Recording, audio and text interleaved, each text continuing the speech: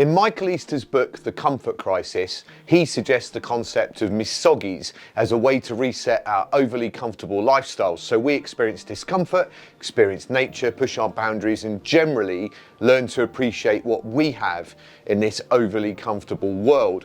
As he says, we live in constant comfort, but more comfort does not equal more satisfaction.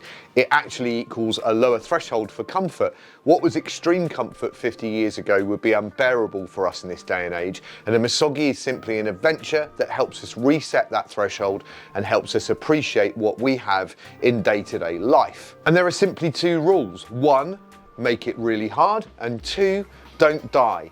Rule 2 is pretty self-explanatory, but rule 1, well, yes, make it hard. For me, physical and mental challenges go hand in hand, so I've tried to come up with 3 challenges for this year that will push both elements. There are also 2 soft rules. Soft rule 1, make it quirky or uncommon to stop you comparing to others, and soft rule 2, don't broadcast it to the world.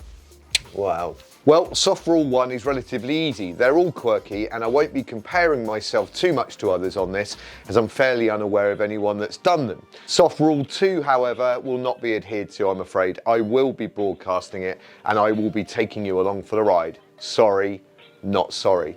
Okay, let's take a look at these 3 bike challenges for 2024.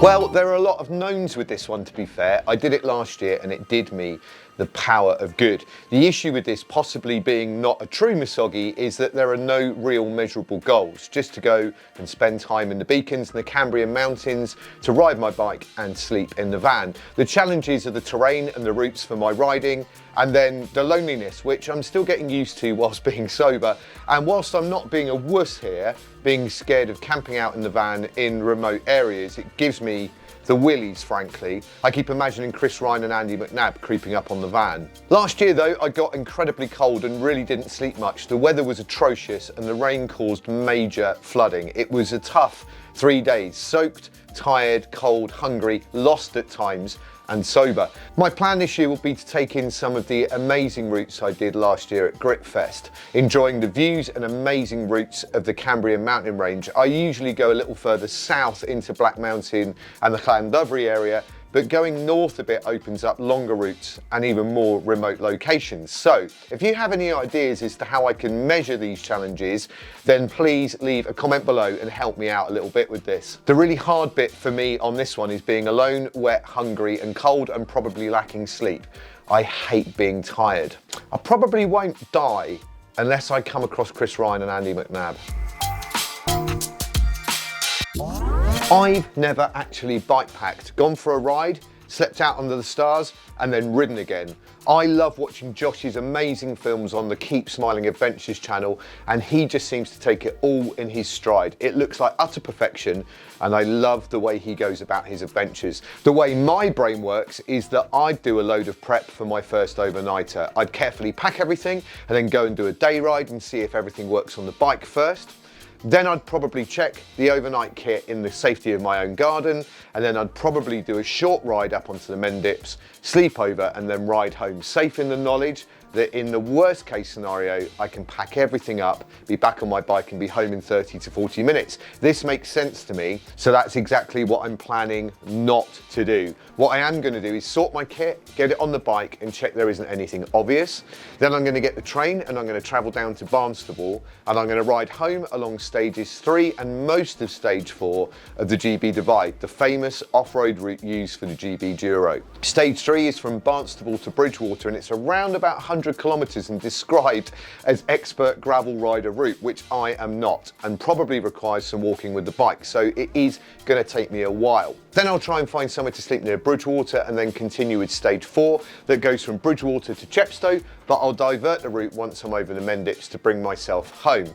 I've done a little bit of this route with Katie, Chrissy and Dave, and there's a fair bit of road riding on that 4th stage, but then it hoofs it over the Mendips near Cheddar. I had a mechanical that day and we didn't end up doing that section, so, well, it's pretty much all unknown to me. The really hard bit will be riding this terrain and also trying to sleep overnight, having not prepared or practiced this. I shouldn't die unless I fall in a remote location and really hurt myself. Actually, I hadn't considered this.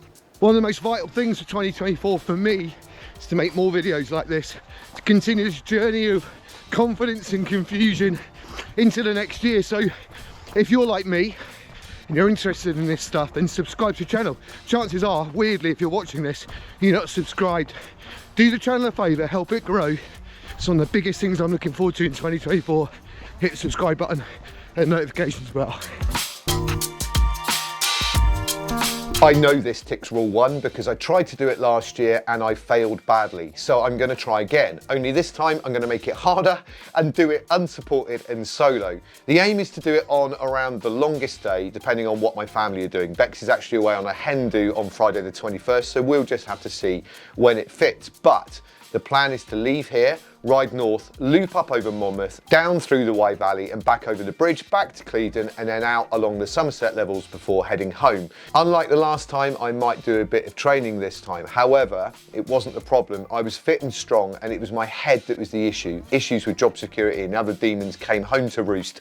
I couldn't really shake them, so I bailed at just over 250k. I wonder if the GB Divide experience will teach me anything. I do find road riding for that long a little taxing. Off-road seems to sort of distract me a little bit, but some of the long rides leading up to it will help, that's for sure. The really hard bit of this is riding 400k. I know it's hard because I've tried and failed before, and being solo and unsupported should make it fun. I might want to die, to be fair. It was so miserable last time.